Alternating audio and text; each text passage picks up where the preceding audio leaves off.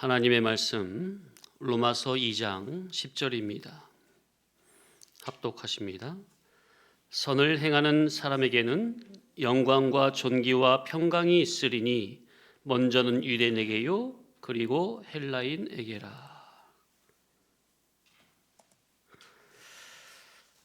자, 지금 계속해서 선과 선행에 대해 상고하고 있는 중이죠. 자, 오늘은 선행과 평강 그리고 구원관에 대해 상고하고자 합니다. 자, 간단히 정리하면서 계속 이치를 상고합니다. 이렇게 지금 본질적이고 근원적인 지금 선의 개념을 계속 우리가 몇 주 거의 한 달 넘게 상고하고 있는데 이럴 때 계속 반복될 때 가장 근원적인 핵심 진리 이것이 이치적으로 내 속에 기준 지식으로 자리가 잡아져야 됩니다. 자, 선이 무엇이냐? 참선은 오직 하나님만 자체적으로 가지고 계시죠. 그러니까 하나님은 근원적 자체적으로 선이십니다. 우리 구주 예수님도 선한 이는 오직 하나님 한 분뿐이다 라고 말씀하셨죠. 그래서 이 선은 윤리적 행위 이전에 존재론적 신적 속성입니다. 자, 그래서 첫째, 선하신 이는 오직 거룩하신 하나님이십니다. 기독신앙은 오직 하나님 중심의 신학입니다.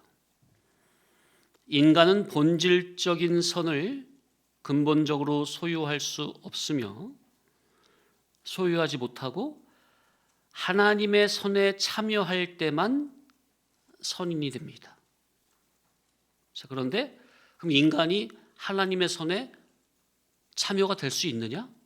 불가죠. 쇳덩어리 인간은 신이신 하나님의 선에 참여할 수가 없는데, 그런데 그 하나님의 선이 누구를 통해서 우리에게 계시가 됐어요?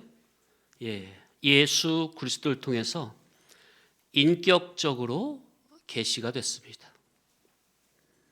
자, 그래서 선은 인격적인 행위 이전에 인격적 관계적인 용어입니다. 자, 그럼 두 번째, 그러면 궁극적인 선한 일은 무엇이냐? 궁극의 나라, 선의 나라인 신령 천국에서 선하신 예수님과 함께 천국을 누리는 그것이 궁극적 선한 일입니다. 자, 그러니까 선행이라 할 때는 어떤 행위가 아니라 상태요 관계를 말씀하고 있습니다. 곧 하나님과 함께 천국을 누리는 그 상태, 그 자체가 선행이요, 예수님과 함께 인격적인 관계를 맺으며 선한 나라인 천국을 누리는 그 자체가 궁극적 선행이라는 것. 그 행위보다 훨씬 앞서 들어가죠. 안으로 들어가는 겁니다. 신령 천국은 선으로 되어 있는 영생 낙원의 세계이니 그 신령 천국을 누리고 느끼고 향락하려면 자기가 선행인, 곧 선한 사람이라야만 가능합니다. 하나님의 선으로 선인이 된 선한 사람이라야 선의 나라 천국에서 하나님과 함께 인격적, 애정적, 수수관계적으로 누릴 수가 있는데, 이것이 근원적 선이요, 선행이요, 바로 이것이 하나님께서 영원전에 그리스도 안에서 우리를 당신의 자녀로 택하신 원인과 동기와 목적입니다. 자, 하나님께서 영원전에 그리스도 안에서 저와 여러분을 당신의 자녀로 택하신 목적이 뭐라고요? 선의 나라인 천국을 선하신 하나님과 함께 인격적, 애정적 수수관계로 영원토록 누리게 하는 것. 이것이 저와 여러분을 인간으로 창조한 목적이다.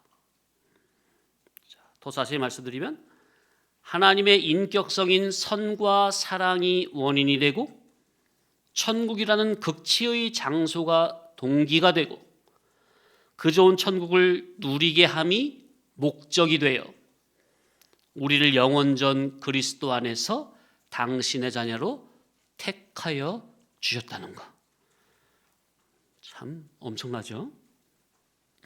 이렇게 인간을 하나님의 형상대로 창조하신 인간 창조의 원인과 동기와 목적을 바르게 아는 여기에서 기독신앙을 달려갈 수 있는 동기부여가 되는 것이요, 끝까지 유지하며 나아갈 수 있는 원동력이 되는 겁니다. 그런데 오늘날 신학에는 이게 별로 안 보입니다. 그러니 생선으로 치면 머리를 떼버리고 나무로 치면 뿌리는 잘라버린 속에서 당장 나타나 보이는 몸통, 기둥만 보고 신앙을 논하는 격입니다. 그러니 그 신앙이 깊지 못하고 얕을 수밖에 없습니다.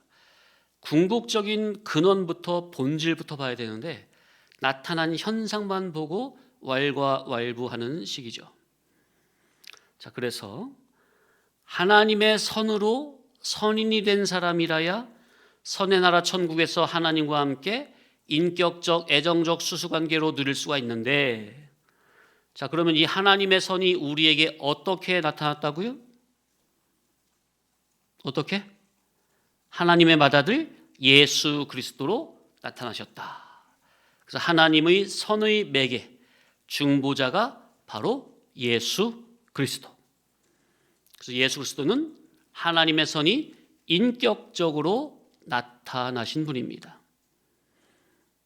그래서 우리는 예수 그리스도의 선하신 말씀인 특별계시 성경을 바르게 깨달아 예수 그리스도의 장성한 분량에 이르기까지 의와 진리의 거룩함으로 성화되는 선인이 되어 장차 아버지의 선한 나라에 들어가 하나님의 선으로 누리는 것이 근원적인 선행이라. 그래서 예수 그리스도로 만들어진 선인들이 선의 나라에서 하나님의 선으로 누리는 전부가 다 선행이라는 거. 하나님이 가장 기뻐하신 선행은 당신이 우리를 위해 만들어 놓으신 선의 나라 천국을 예수님 같은 선의 사람으로 성화가 돼서 성장이 돼서 마음껏 누리고 다시 통치하는 이것을 가장 큰 선행으로 보고 계시다는 것. 세 번째, 그렇기 때문에 그 궁극의 선의 나라인 신령 천국을 이제 실제적으로 마음껏 누리고 다시 통치하려면 이 세상에서, 나그네 세상인 이 세상에서, 훈련소인 이 광야교회에서 미리 영능의 실력을 준비하는 그것이 전부 다 선한 일이 되는 겁니다. 하나님이 하시는 일은 다 선한 일이요? 예, 선한 일이죠. 그래서 하나님은 선하시기에 하나님께서 하시는 모든 삼라만상 역사 진행 섭리는 하나님의 주권 섭리 돌아가는 건데 모든 것이 다 선하십니다. 자, 그러니 선행, 선한 일이 무엇이냐? 이 땅에서 하나님께서 성도의 구원 완사를 위해 모든 역사를 진행해 나가시는데 그 속에서 구원의 일에, 생명의 일에 적극적으로 동참하고 수종하는 이것이 바로 성도가 할 수 있는 선한 일입니다. 하나님은 오직 교회를 위한 선한 일만 하시는데 그 하나님의 선하신 일에 동참하고 적극적으로 수종하는 이것이 선한 일이요. 그것은 하나님께서 인간 자기를 재창조하시는 선하신 그 일에 수종을 두는 일이 바로 선행입니다. 하나님께서는 죄악으로 말미암아 거짓되고 심히 부패하고 오염된 인간 자기를 예수님의 십자가 복음, 곧 진리와 영감으로 거룩하고 진실하고 새롭게 다시 만들어 가시고 있는데 이 사람의 속을 재창조하시는, 다시 빚어가시는 이 구원의 일에 성도 자기가 자원으로 수종하는 이것이 바로 선한 일이요 선행입니다. 다시 말하면 하나님께서 죄인 자기를 무엇으로 새롭게 만들어 가신다고요? 하나님이 죄덩어리 자기를 무엇으로 새롭게 만들어 가신다고요? 따라합시다. 예수님의 십자가 복음, 진리와 영감, 이것으로 날마다 자기를 거룩하고 진실한 새 사람으로 새롭게 재창조하고 계시다는 것. 지금 이 시간도 분명한 그러한 시간입니까? 이것이 하나님께서 죄인 자기를 선인으로 만드시는 선한 일이니, 그러니 교회 성도가 해야 할 선행, 교회 성도가 할 수 있는 가장 본질적이며, 그래서 다른 것은 우리가 잘 못해도 반드시 우선적으로 해야 할 선행은 무엇입니까? 교회된 성도가 다른 건 못해도 반드시 우선적으로 해야 할 선행이 뭐라? 예배 때마다 선포되는 하나님의 진리의 말씀에, 선한 말씀에 자원으로 순종해서 성도 자기를 진리 척도로 고쳐가는 것. 아멘입니까? 이것이 성도 자기가 해야 할 수 있는 가장 우선적으로 해야 할 선행이라는 것. 자, 그러니 자기 속에, 그러니까 예배 때마다 선포되는 진리의 말씀에 자원으로 순종해서 말씀을 기준 삼아 자기를 고쳐나가는 것. 그러니 자기 속에 기존의 자기, 곧 기존의 옛사람성은 날마다 올라오잖아요. 그 옛사람성을 어떻게 해야 돼요? 날마다 올라올 때마다 날마다 부인하고 십자가에 못 박아 죽이고 예수 피로 거듭난 새 사람성으로 말씀의 인도에 그저 순종하는 거, 그저 부복하는 거, 그저 엎드리는 이것이 교회 성도가 해야 할 가장 우선적인 선행이요 선한 일이라는 것. 사실 이것이 성화구원의 출발이요 진행 과정이요 전부라 할 수 있습니다. 뭐가? 날마다 자기 속에서 올라오는 기존성, 옛사람성, 부패성, 타락성, 그 죄적인 습관, 그거를 날마다 어떻게 하고? 그대로 표출하고? 그거는 육동입니다. 그건 완전히 갓난아기 신학이에요. 그걸 어떻게 하라고요? 날마다 부인하고 십자가에 못 박아 죽이고 말씀으로 거듭난 새 사람성으로 말씀의 인도에 그저 순종하는 이 겸손성, 고분고분 말씀의 인도에 그저 순종하는 이 새 사람성으로 살아가는 이것이 교회된 내가 가장 최우선적으로 해야 할 본질적인 선행이라는 것. 이것이 가장 중요한 거예요. 우리 성도님들은 이 선한 싸움을 싸울 줄 알아야 합니다. 근데 계속 말씀드렸지만 이 선한 싸움은 어디서 싸우는 거라고요? 어떤 큰 사건에서? 날마다 오고 가는 아주 미미한 작은 그 사건 환경 존재와의 관계성 속에서 내가 진리 양심으로 대할 것이냐, 신앙 양심으로 대할 것이냐, 아니면 내 기존성 육성으로 대할 것이냐, 그리스도의 의를 기준으로 세울 것이냐, 아니면 임시 평화를 위해 그들에게 적절히 타협하고 맞출 것이냐. 이것은 날마다 우리 속에서 반복되는 싸움 아닙니까? 이 싸움에서 깨어있는 마음으로 날마다 말씀의 인도에 순종하는 이 선한 싸움을 해야 한다는 것. 이 싸움, 이 선한 싸움을 하지 않는다면 아무리 신앙 연조가 오래되고 직분이 있고 이 말씀을 오래 들었다 해도 이 싸움을 안 하고 있다면 그의 신앙은 갓난아이 신앙에 불과합니다. 그래서 저는 이 싸움을 하는 성도에게 이렇게 뭘 기대를 하고 또 끌어올려주고 당기고 그런 게 있는 거예요. 이 싸움을 안 하고 있다면 미안하지만 제가 아직 뭘 어떻게 할 수가 없어요. 그저 그냥 말씀 시간에 그냥 말씀 선포하면서 그저 깨닫고 성장하길 바라는 거지. 이거를 안 한다면, 이걸 포기하고 아예 안 하고 있다면 제가 뭐 더 이상 어떻게 할 수가 없어요.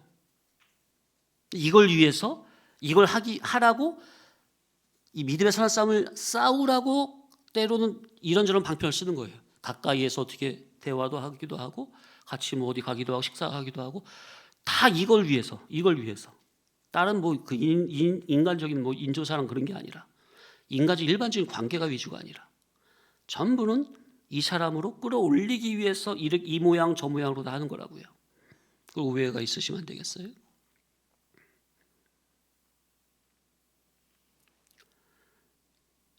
자, 그래서 물론 지금 말씀드린 이 선행은 허물과제로 죽었던 영이 중생을 얻은 이 기본 구원은 이미 전제를 하고 성화 구원 면에서 하는 말이죠. 칭의는 이미 전제가 된 속에서 선행은 우리가 계속 상고하고 있는 이 선행은 바로 성화에 관한 내용입니다. 그래서 지난주와 2주 동안의 제목이 뭐였어요? 선행과 성화가 이루어지는 원리. 그죠? 그 선행은 아예 성화의 개념이에요. 그 선행은 칭의 구원, 기본 구원 이 위에 세워가는 성화의 실질적인 내용이 바로 선행입니다.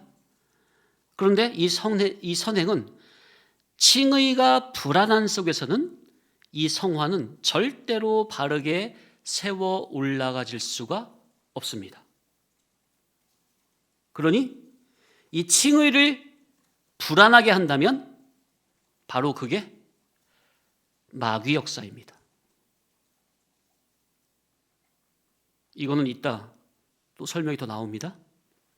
뭐가 마귀 역사라고요? 칭의를 불안하게 하는 그것이 바로 교회당에서 하고 있는 마귀 역사라는 거.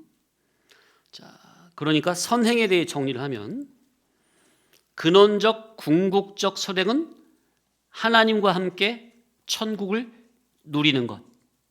이게 궁극적 선행입니다. 본질적 선행은 하나님의 구원 사역에 참여하는 것.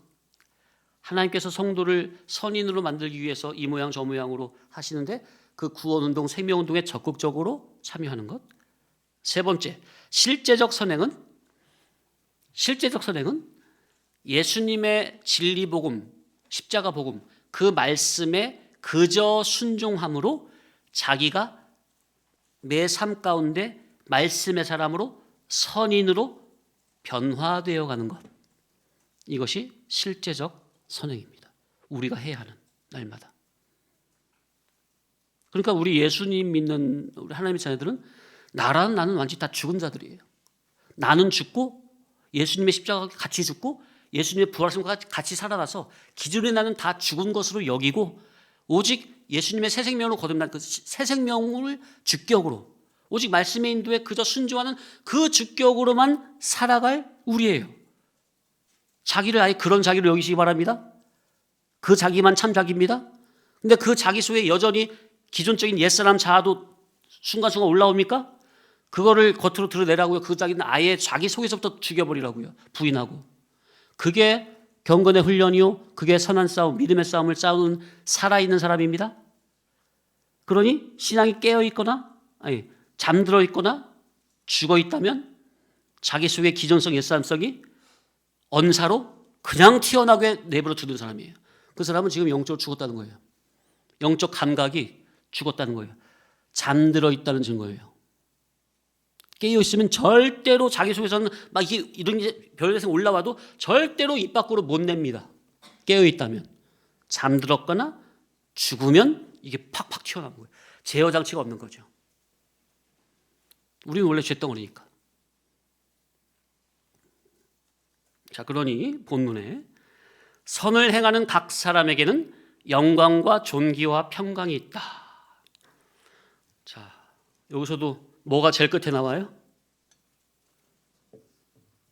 예? 평강이 제일 끝에 나오죠. 평강은 여전히 결과예요. 자, 그럼 평강의 원인이 뭐예요? 본문 내용으로 볼 때 선행이죠. 선을 행하는 각 사람에게는 영광과 존귀와 평강이 있다 했으니까 평강의 원인은 뭐예요? 선행입니다. 선행. 선행은 뭐라? 지금까지 계속 생각해봤죠? 자, 이제 말이 나왔으니까 우리가 주일에 상고하고 있는 아브라함의 믿음에서도 살펴봤죠. 멜기세덱의 뜻이 무슨 뜻? 첫째는 의의 왕이요, 그 다음이 평강의 왕이라.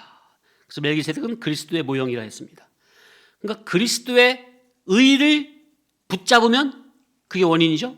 그 결과로 뭐가 자동으로 따라와요? 평강은 자동으로 따라오는 결과를 했습니다. 그러니까 우리는 평화를 위해 머리를 굴릴 게 아니라, 그들과 어떤 타협점을 찾을 게 아니라, 가장 먼저 항상 어느 순간이든 그리스도의 일을 내 속에서 굳건히 믿음으로 붙잡는 이 믿음을 써야 한다는 거예요. 이게 가장 절대 기준이에요. 근데 이건 안 하고 어떻게 좀 잘 지내볼까? 이건 불신자하고 기준이 똑같은 거예요. 거듭난 사람이 아니에요. 거듭난 사람은, 진리 성도는 어떤 상황이든 상황에 구애받지 않고 항상 그리스도의 의, 복음, 진리를 굳건히 붙잡는, 이게 진실된 믿음이에요. 그러면 거기서 평강은 자동적으로 따라오는 거예요. 의의 결과가 평강입니까? 마찬가지로 선행의 결과 역시 평강이라. 그러니 자 보세요. 의 다음에 평강, 또 선행 다음에 평강. 그러니까 의와 선의 근원이 똑같죠? 누구세요? 예수 그리스도. 그러니까 그리스도의 의를 붙잡는 그것이 바로 선행이라. 맞습니까? 선행이 뭐라고요? 그리스도의 의, 진리, 복음을 붙잡는 그게 하나님이 인정하시는 선행이라. 자기 생각을 따르는 게 선행이 아니라 세상 사람들이 좋아하는 것을 따르는 게 선행이 아니라 상황에 상관없이 어떤 상황에서도 그리스도의 의를 붙잡는 그게 바로 선행이고 의라고요. 그러면 평강은 자동으로 그에게 따라온다고요. 아브라함이 평소 그리스도의 의를 붙잡으니 전쟁에서 승리가 되고, 그러니 그리스도와 더 깊은 연합으로 들어가니 더 깊은 평강으로 들어갑니까? 또한 근원적 선이신 하나님과 예수 그리스도를 믿음으로 붙잡는 게 선이요, 선의 나라에 합당한 선인으로 만들어지는 모든 믿음의 과정이 선행이요, 그렇게 그리스도의 복음을 믿음으로 붙잡고 수종하면 결국 자기가 말씀의 사람, 선의 사람으로 변화가 되므로 그의 심령에 평강이 찾아옵니까? 그래서 성경은 이치라니까요. 지금 이치로 다 연결되잖아요. 주일 예배와 수요 예배가. 인간은 본래 선이 없습니다. 하나님이 선을 주셔야만 선인이 되는 거예요. 그러니 선행은 인간의 능력이 아니라 하나님의 선에 참여한 결과입니다. 그래서 기독신앙은 타 종교와 같이 자력 종교가 아니에요. 자기 힘으로 되는 게 아니라고요. 그런데 바른 교리를 모르면 자꾸 율법 아래로 들어가서 예수님 당시 바리새인들처럼 자기가 하나님의 말씀 율법을 이루어 보려고 해요. 우리도 성화구원이 뭐라고요? 예수님을 저 문 밖에 세워놓고, 아, 예수님 참 멋지신 분이네, 내가 힘써서 저 예수님처럼 닮아가야지, 이거를 성화라고 생각하는데 큰 착각이라니까요. 그렇게 되면 이것도 자력종교와 똑같은 거예요. 결국 자기 의만 드러나. 그러지 말고 그 왕이신 예수님을 어떻게 하라고요? 내 안에 진정한 왕과 주인과 기준으로 모시고 말씀의 인도, 진리의 인도에 그저 순종하시라고요. 그러다 보면 결국 자기가 선이 돼요. 그런데 자기가 바리새인들처럼 율법을 한번 열심히 노력해서 이뤄보자 결국 부딪힐 돌에 부딪히게 됩니다. 그 증거가 뭐냐? 종교생활 열심히 하는데 그 심령에 참된 평강과 만족이 없습니다. 처음에 열심을 내면 기분도 좋아요. 뭔가 열심히 하고 알아주니까. 그렇게 하면 할수록 점점 자기 심령은 공허해집니다. 참된 만족과 평강은 없는 겁니다. 왜? 그리스도의 의를 붙잡고 의지한 게 아니라 자기 의를 의지했으니까요. 오늘날 이런 오류에 빠진 기독교인들이 상당히 많아요. 이 진리권 안에서도 자칫 잘못하면 성화를 자기 힘으로, 자기 노력으로, 의지로 이루어 보려고 하는데 이건 큰 패착입니다. 자, 그러니 그래서 저는 항상 엎드리라고 하는 거예요. 겸손히 주님의 은혜를 구하고. 자, 그러니 선의 근원은 하나님이시며 선행은 그 하나님의 구원 사역에 순종으로 참여하여 먼저 자기 존재 자체가 변화되고 결국 궁극의 세계 천국에서 하나님과 함께 마음껏 누리는 것. 그러니 선행은 인간의 노력이 아니라 그리스도로 통해 주어진 하나님의 선에 자기는 믿음으로 참여한 결과이며 그렇게 믿음으로 참여할 때 자기가 선의 사람으로 성화가 이루어지고 그 선행의 결과가 바로 심령의 평강이라는 것. 그런데 이 모든 과정이 바로 천국을 준비하는 거룩한 삶으로 하나님 앞에 들림이 된다는 것. 아벨의 제사처럼. 그래서 아벨이 하나님이 그 창세기 4장에 가인과 아벨이 제사를 드린 거 보면 단순히 제사만 받으셨다고 그랬어요. 아벨과 그의 제사는 받으셨다. 가인과 그의 제사는 받지 아니었다. 제사만 나온 게 아니라 그 앞에 뭐가 붙어요? 그 사람 자체가 붙죠.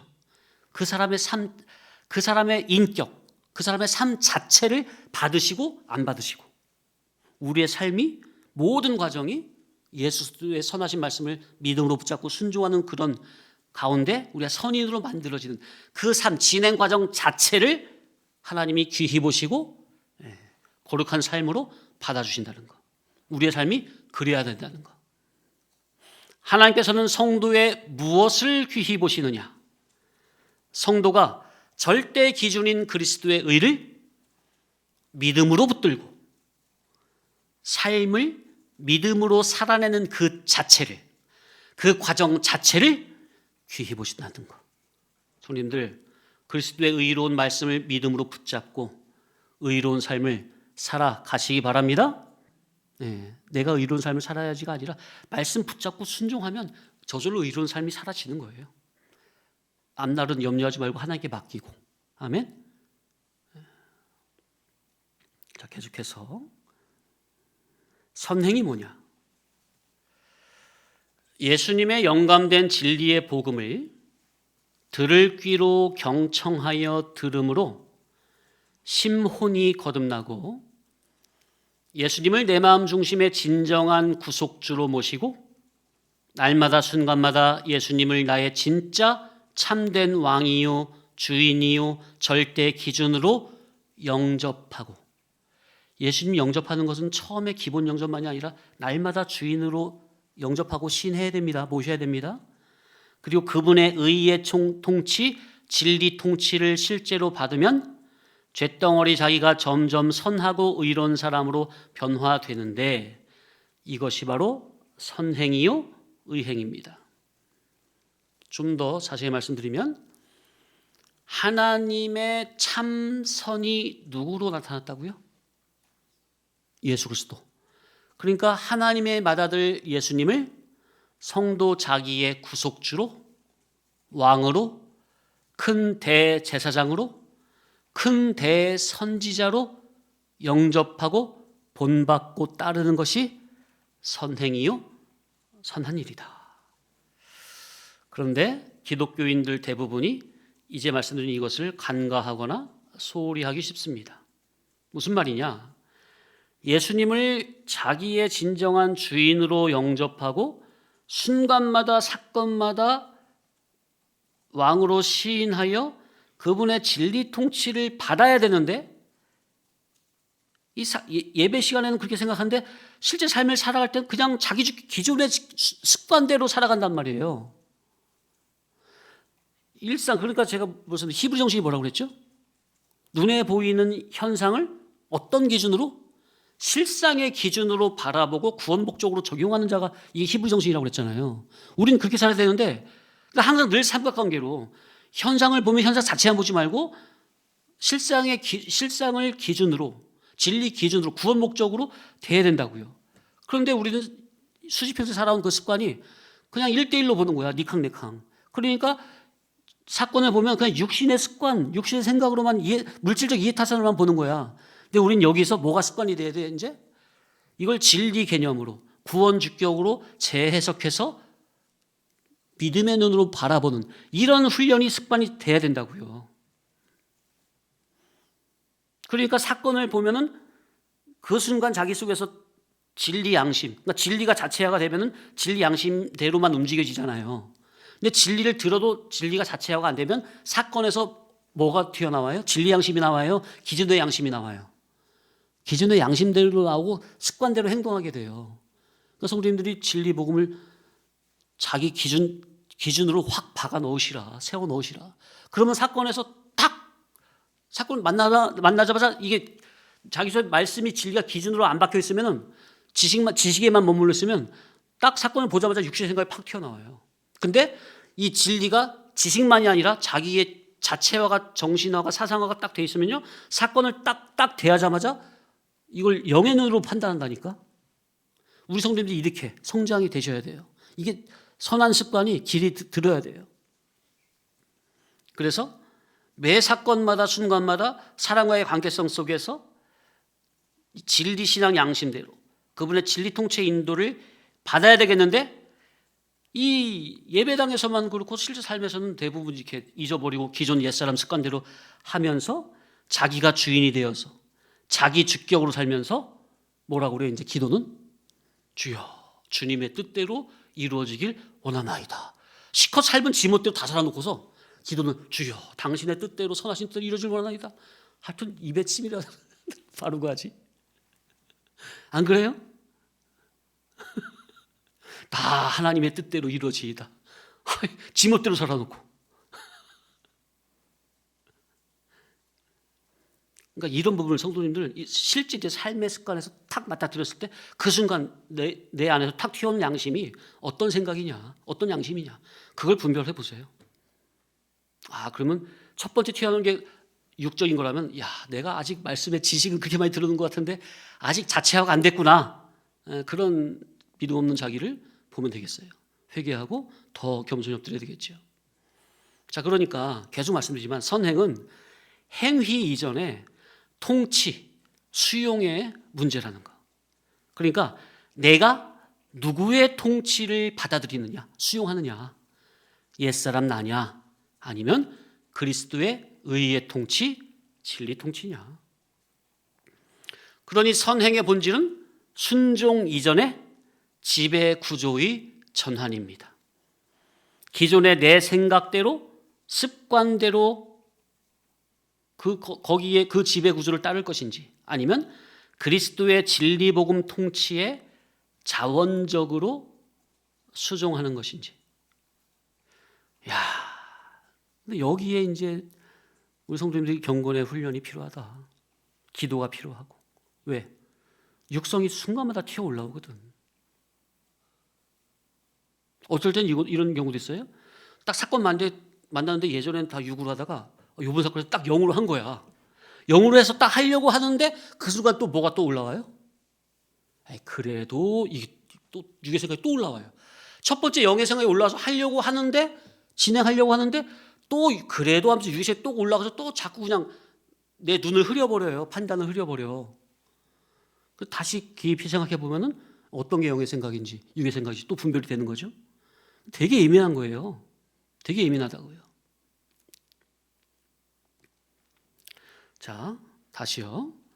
조금 전에 선행에 대한 정의 중 말씀드린 정의 중 선행은 예수님의 영감된 진리 복음을 들을 귀로 경청하여 들음으로 심혼이 거듭나는 것이라 그랬습니다.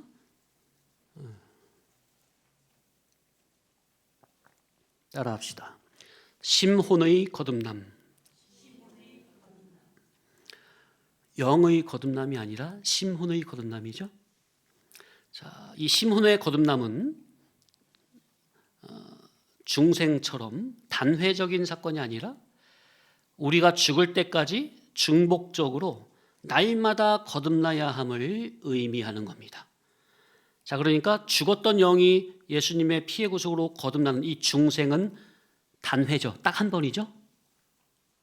그러나 심혼의 거듭남은 죽을 때까지 지속적인 갱신입니다. 자, 그래서 구원론에 대해서 다시 설명을 드립니다. 또 오랜만에.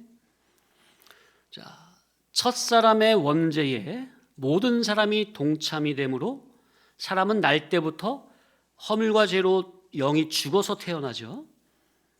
그런데 그 죽었던 영이 거듭나는 중생, 이 기본 구원은 인간 나의 행위로 된 게 아니라 전적인 하나님의 은혜요 선물로 거저 주어진 바가 된 겁니다.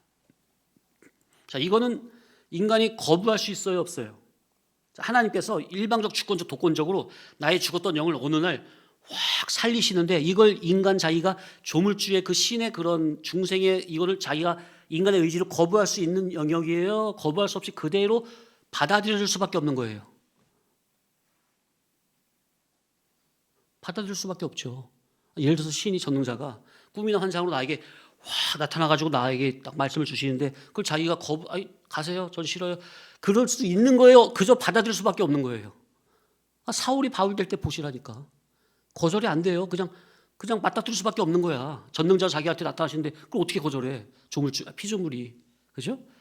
이렇듯 중생, 기본 구원, 이 칭의 구원은 하나님께서 주권적, 독권적, 일방적으로 하시는데 인간 자기가 거부할 수 없이 그저 받아들일 수밖에 없다. 이 칭의 구원, 영중생은 인간 나의 행위로 한 게 아니기 때문에 인간의 죄행으로 인해 취소되지 않습니다. 한 번 하나님의 자녀가 됐으면 영원히 하나님의 자녀임은 분명합니다. 그런 의미에서 한 번 구원은 영원한 구원이라는 말이 나오는 겁니다. 물론 저는 이 말을 잘 안 씁니다. 한 번 구원은 영원한 구원이다. 이 말이 맞기는 맞는데 이 말을 잘 안 써요. 교리적으로는 맞는 말이지만 자칫 이 말만 하면 오해의 소지가 있기 때문입니다. 왜냐하면 한 번 구원은 영원한 구원이라는 말은 기본 구원, 칭의 구원이 취소되지 않는다는 면에서의 말이지 그 말 자체가 성도가 이루어야 할 구원 전부를 포함하는 말은 아니기 때문입니다. 쉽게 말하면 한 번 구원은 영원한 구원이라는 말은 인간의 죄행으로 인해 칭의 구원 영중생이 취소되지 않는다는 말이지 이 말에는 성도가 진정으로 힘을 써야 할 성화 구원까지 포함된 말은 아니기 때문입니다. 그러니까 한 번 구원은 영원한 구원이란 말은 어떤 구원에 관한 말이라고요? 칭의 구원, 영중생. 여기에 관한 말이지 이 안에는 어떤 구원은 포함되어 있는 말이 아니다. 성화 구원은 포함되어 있지 않다. 곧 칭의의 영원성이라고 해서 이게 구원의 전체를 다 의미하는 것은 아닙니다.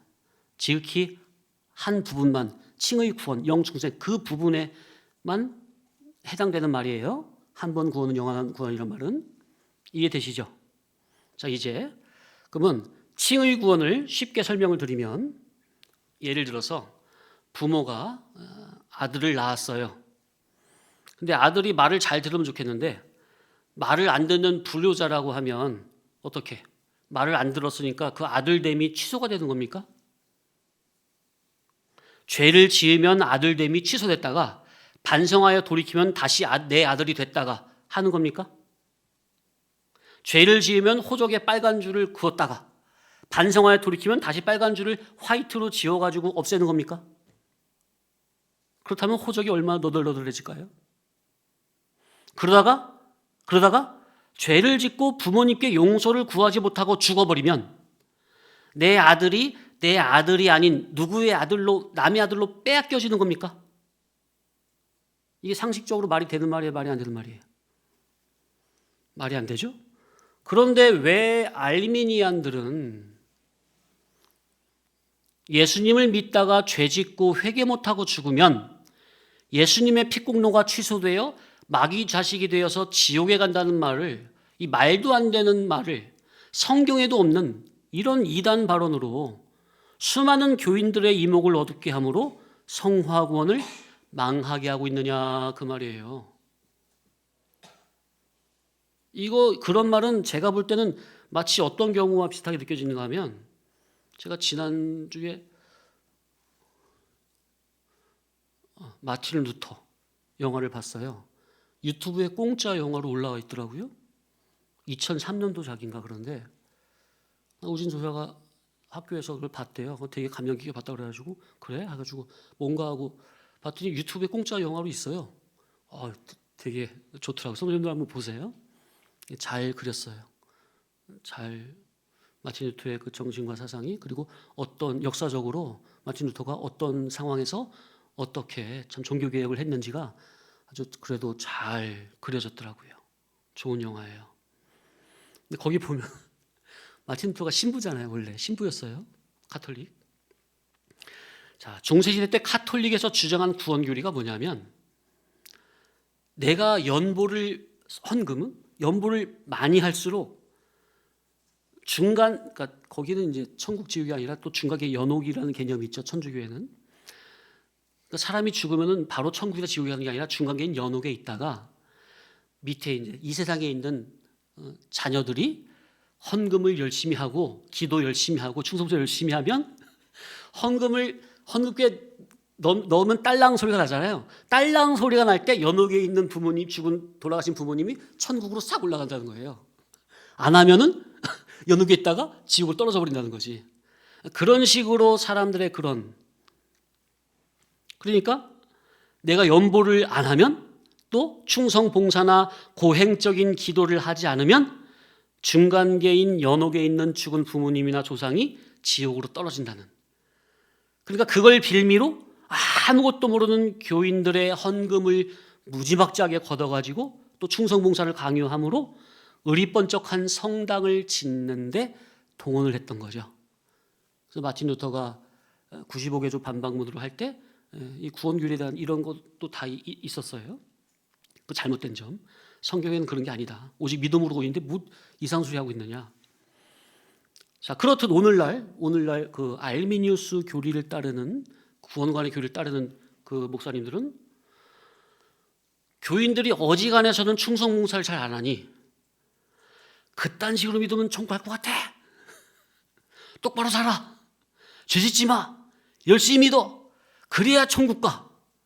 이런 식의 교훈으로 교인들이 지옥에 떨어질지도 모른다는 그런 불안 심리를 이용해서 교인들의 충성 봉사를 강요하는 그런 설교도 없지는 않을 것이다 하는 거죠.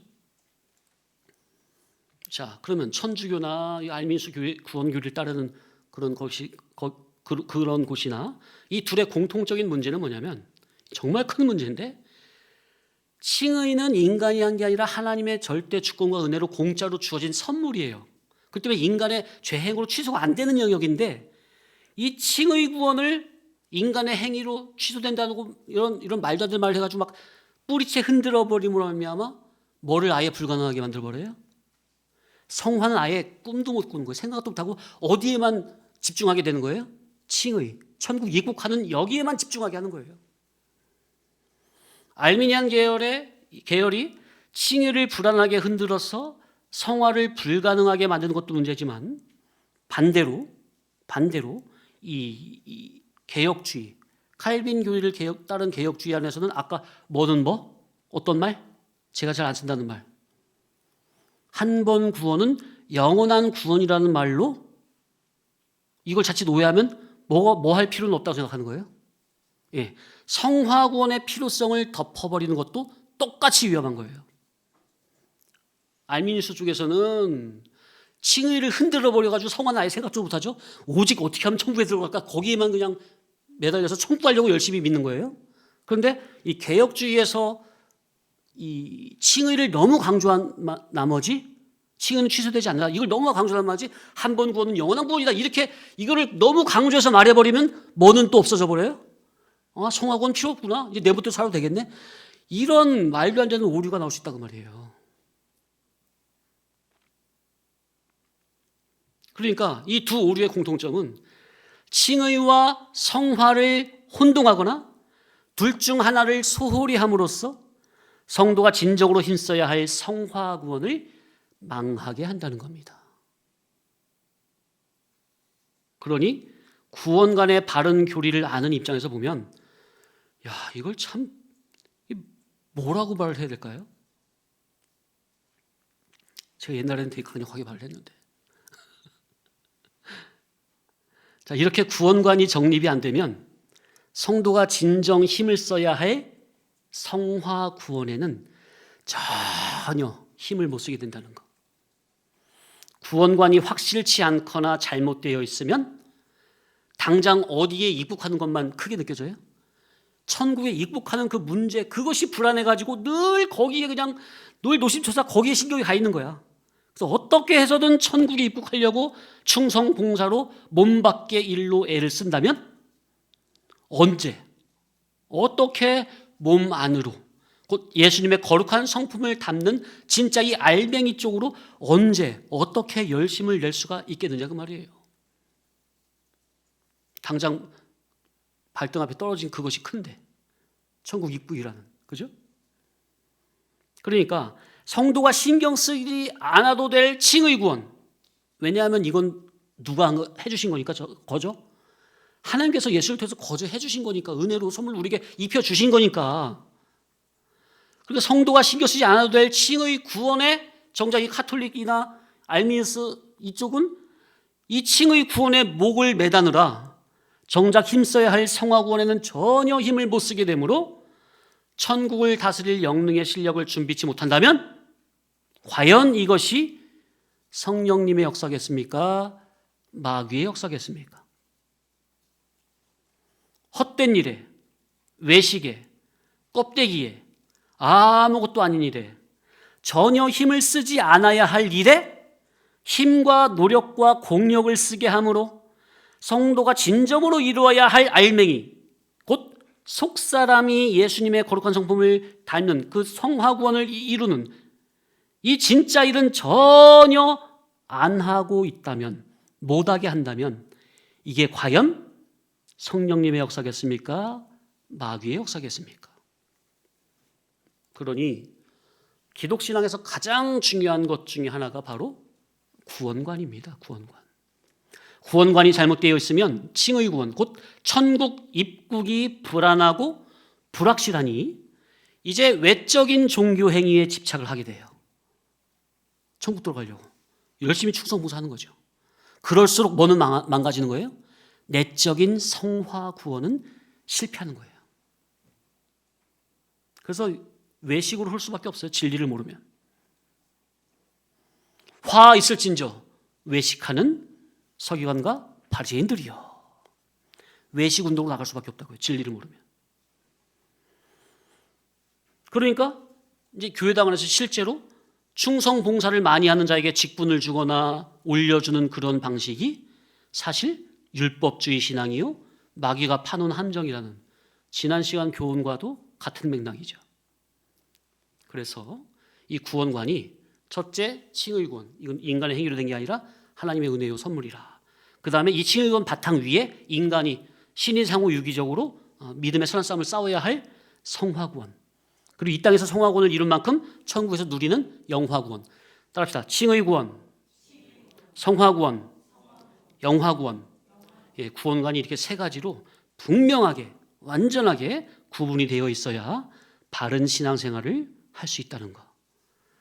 자, 그래서 구원관에 대해 간단히 정리를 하면 허물과 죄로 죽었던 영이 중생되는 칭의 구원은 인간의 행위로 인함이 아니라 전적인 하나님의 주권적인 독권적인 일방적인 역사다. 이는 선물로 거저 주어지는 은혜라. 뭐 다 아시는 말씀이지만 다시 한번 찾아볼게요. 에베소서 2장 8절 9절. 에베소서 2장 8절 9절.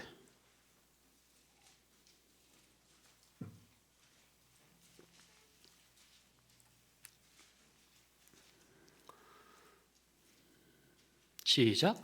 너희는 그 은혜에 의하여 믿음으로 말미암아 구원을 받았으니 이것은 너희에게서 난 것이 아니요 하나님의 선물이라. 행위에서 난 것이 아니니 이는 누구든지 자랑하지 못하게 함이라. 그러니까 이게 지금 여기서 말하는 구원이 칭의 구원, 영중생을 말하는 거거든요. 자, 이것이 은혜에 의하여 무엇으로 말미암아 구원받았다고요? 근데 이것이 제가 몇 달 전에도 말씀드렸죠. 알민수주의자들은 여기서 믿음으로 말미암아 구원받았다. 여기서 말하는 이 믿음으로 말미암아를 인간 내가 내 의지로 믿음으로 말미암아 구원을 쟁취했다는 식으로 해석을 해요. 근데 이 원문을 보면은 이 믿음으로 말미암아라는 단어는 인간의 의지를 말하는 그런 믿음이 아니라고 그랬어요. 근데 설령 그렇게 했다고 해도 뒤에 그것이 너희에게서 난 것이 아니요 하나님의 뭐라고 분명히 다시 못을 박아요. 설령 내가 믿었다고 해도 그것이 나에게서 발현된 거라고요. 하나님의 선물이라고요. 그것조차 하나님의 선물이라고요. 근데 사실 여기서 믿음으로 말미암아라는 말은 내가 믿습니다. 그런 인간의 의지가 발현된 그 믿음을 말하는 게 아니라 로마서 3장에도 나오는 따라합시다. 믿음의 법. 믿음의 법이란 말은 내가 해서 쟁취하는 걸 말하는 겁니까? 하나님께서 우리에게 구원의 은혜를 베푸시는 방편을 통틀어서 믿음의 법이라고 표현하는 겁니까? 이거예요. 우리를 구원해내시는 모든 그 구원의 방법을 통틀어서 믿음의 법이라고 표현하는 거라고요. 여기서 믿음으로 말미암아 그 말은 너희는 하나님의 은혜에 의하여 믿음의 법으로 말미암아 구원을 받았다 그 소리예요.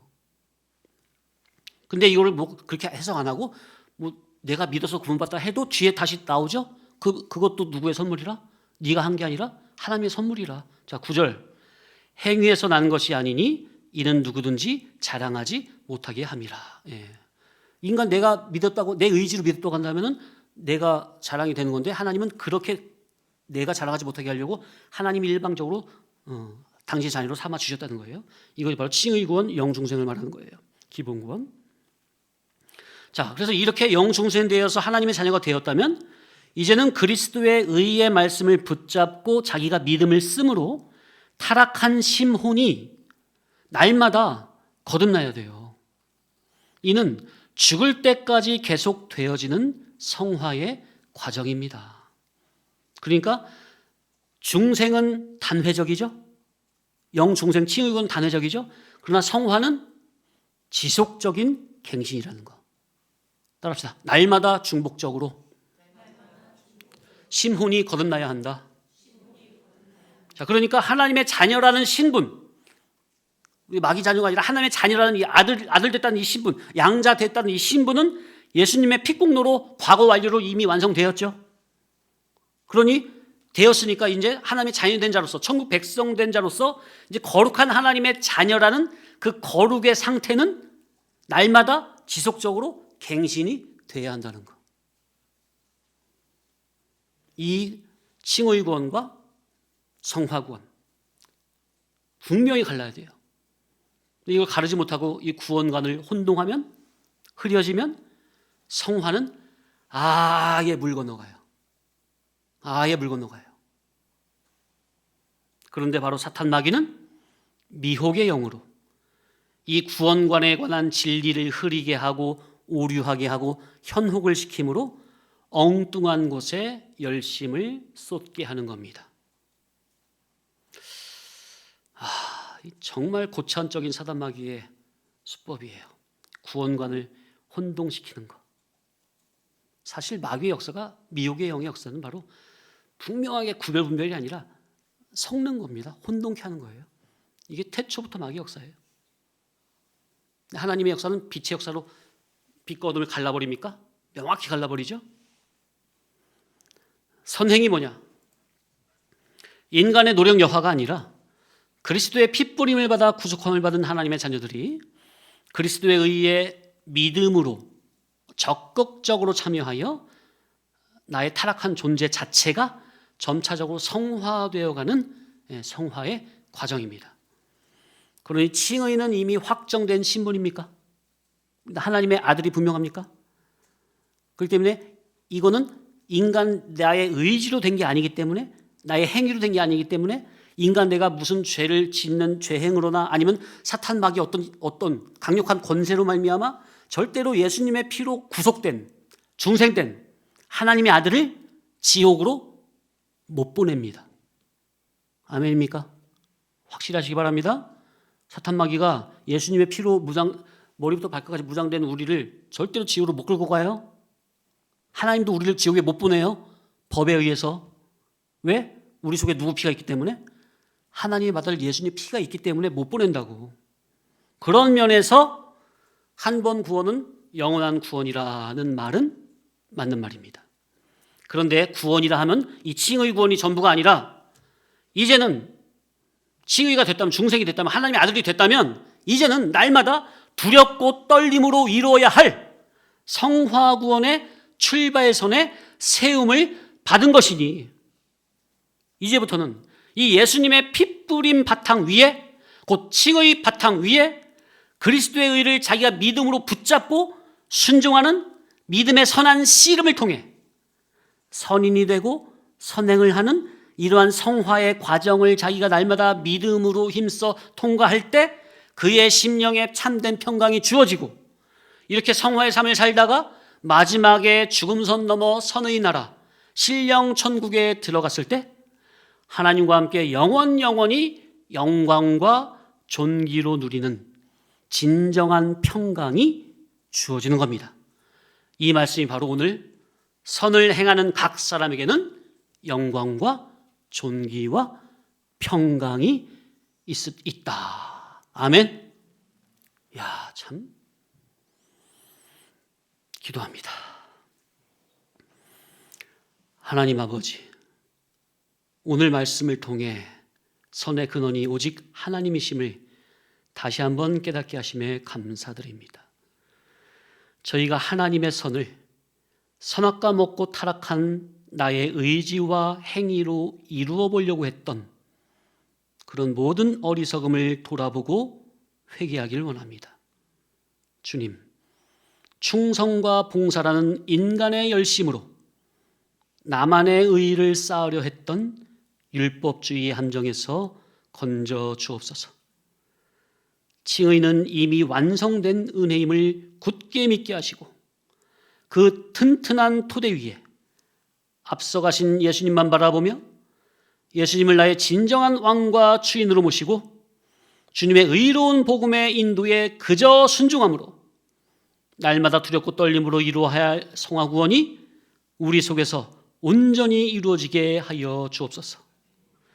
매 순간마다 그리스도의 의를 붙잡고 심혼이 거듭나는 이 지속적인 갱신의 삶을 살게 하시어 선을 행하는 자에게 주시는 영광과 존귀와 평강을 이 땅에서와 장차 선의 나라인 신령 천국에서까지 온전히 누리는 은혜를 허락하여 주옵소서. 감사하오며 우리를 죄악에서 구속하신 예수 그리스도의 이름으로 기도하옵나이다. 아멘.